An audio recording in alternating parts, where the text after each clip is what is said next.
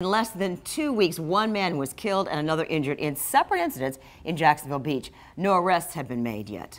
Now tonight, we go straight to the top, asking the mayor of Jacksonville Beach what the city is doing to keep families safe, all while one family seeks approval from the city to permanently remember a slain father. First Coast News' Juliette Dreyer has the latest now from Jacksonville Beach. The corner of 7th Avenue North and 1st Street here in Jacksonville Beach has already become a memorial to Leon Bennett, but family and friends, they want something more permanent. There's just so much to remember about him. 18-year-old Devin Bennett feels the void left behind by his brother, Leon Bennett, every day. He was just different from the new generation of people, and he always had what was best in mind for everybody, and he was always strong for our family.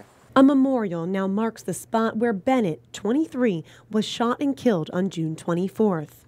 At his brother's side is close family friend Desiree Hodap, who started a Change.org petition for a permanent memorial, similar to the petition that led to this memorial for Glenn McNeil Jr., who was shot and killed blocks away last July 4th. His kids are young, so it'd be nice over the years for them to have somewhere to come and just sit and remember. You know, they may not know too much about him, but they will have a piece of something to look back at.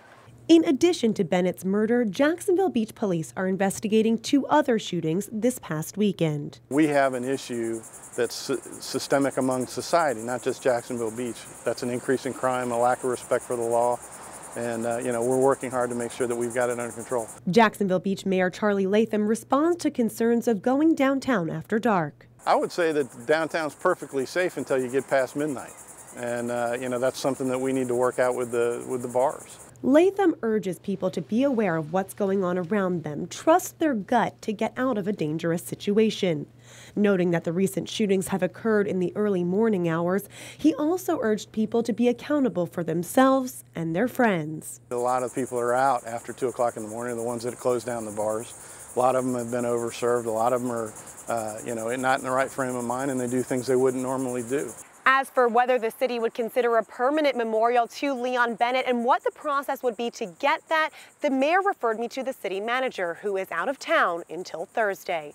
Reporting in Jacksonville Beach, Juliette Dreyer, First Coast News on your side.